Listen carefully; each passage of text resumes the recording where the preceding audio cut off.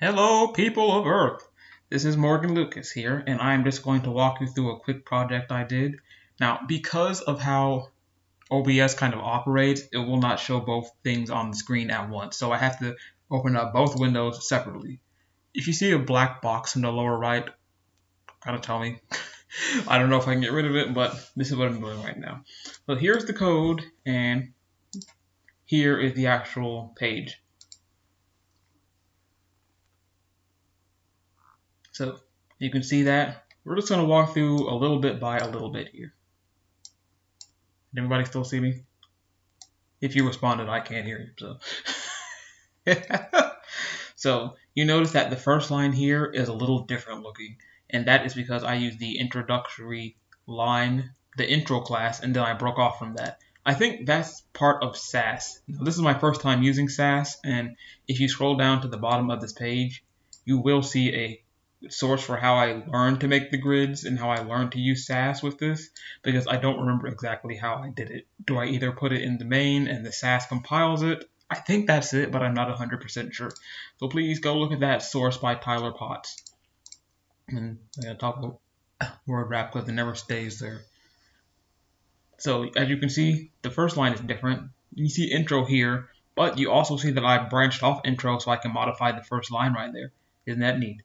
And it's still taking the font family because this is the child attribute and the intro is just the parent attribute. So yes, it is going to take the main font like that. So as you can see, most images, I took them with my phone and I think they were all, I think it was 140, not, it was 1440 by 1440. Yeah, you can see the image up there. Yeah, 1440 by 1440. And you can also see that if you right click on one, it's going to click. Most of them have alt text on them. If you right click and hit inspect accessibility properties, this is for screen readers. Okay, this one actually does not have accessibility on it, and I will add that as soon as we're finished here. But I know this one does. Yep, see, right, scroll down. Right there, if you kind of hover over it, it says Graphic Lion King. Accessibility is important, and I need to go back and add them all in. If you can look at the body, the background image here, it's pretty clear that it goes from blue to the left and it kind of moseys on over to a nice sunsetty orange on the right here. And the further down you scroll, you can't quite see it because of the mugs, but if you look between them and you see it slowly growing lighter and lighter, it will be this reddish over here and orange over there, and that's from the gradient. That's the only addition to the body I made, just stuck a gradient there, which I think is HTML5. H1, let's go back to the top. H1 is just this. It's welcome to the Mug Life version 3. And that is just the HR break right there in this line. I honestly don't know if I like that font for this. And the letter spacing, what happens if I hit 10? It's going to up it automatically. Oh, whoops. That's right. H3. My mistake. Here. Let's do letter spacing. Oh, whoops. I kind of like that. It's very modern. I kind of wanted to make a version of it where it looked kind of like a fancy pants art gallery. The background would be stark white. There would be black accents for things, like this would be black. I'm trying to think if I can just do that right now. I'm like, which I probably could. Background white, circle, white. But I actually like the colors I work with here, and I wouldn't want to just like have to hit undo, undo, undo like 800,000 times. But it would make the stuff stand out a little bit more. Maybe another video. This is the one I'm trying to walk you through here about the cups and the thing that I made. And you will see this H3 are these bits right here. Now, if you look closely, you can see how they kind of work in line with the, I forget what color that is called, effect element. I forget which div that is called. I think we have the flav div there, like the flavor text. They are quite in line with that, but they weren't before. I actually had to, maybe the second time I tried this video, I actually got to adjust things over here. So if I select something, let's imagine that, I wanted the white text to be a little closer to header 3 up there.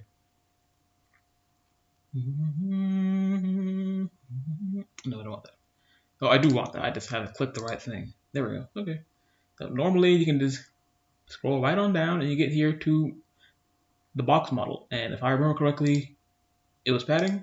I think it was padding. Tell me if I'm wrong. Boom. Yep, it was padding. We did it. And I want to say you can. Yeah, you cannot. You can't use the negative there. It's just gonna jump back. I also thought you were gonna have to like click it.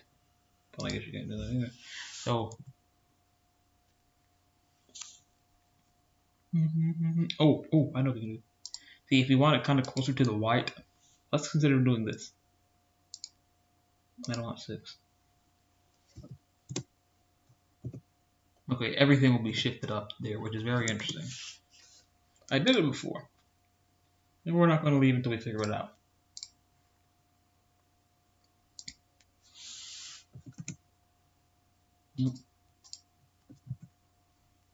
Oh.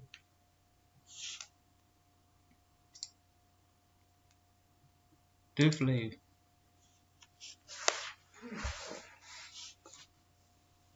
What's everybody having for lunch today? No, I don't want. Oh, okay. There we go. There we go. I had it the first time. It makes it a little closer to that while still giving a fair amount of space so that it doesn't crowd upon each other. I had it the first time, just totally spaced out for a minute there. Yeah. That is basically it on a very brief level. I do kind of wish there was a bit more text here, and as you can see, dishwasher and microwave safe. I wish I made that a different div class to make it stand out a little. I mean, here, I can probably do it right now. No. There. Okay. What should we call it? And as you can see, the links are just awkward, kind of light blue here. Okay, yeah, just one of these days. What should we call it? Alright. DM, Dungeon Master. Okay. So we're going to make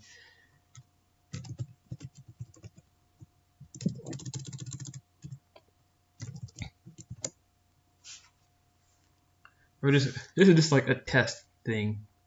I'm not trying to make anything like horrendously ugly. Okay, so we're going div DM, and we're just going to hit the nearest one here.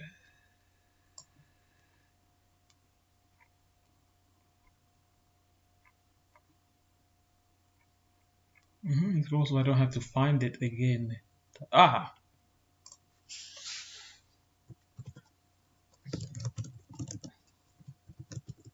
It's going to look like this for now. I feel like I can just kind of shuffle everything around.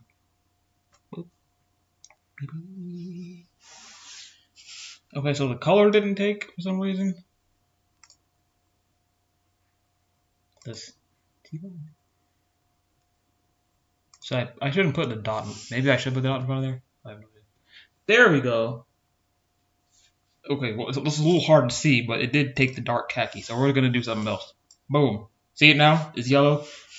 Boom. So we did that, and it did revert. It did revert back to those serif fonts. If it was a child element of something, it probably wouldn't go back to those serif fonts. So I'm just gonna go font, family, Verdana, Diva, the Homa. That's where it is. Boom. See, dishwasher, microwave safe. It also didn't revert back to the size, so I'm good. Okay.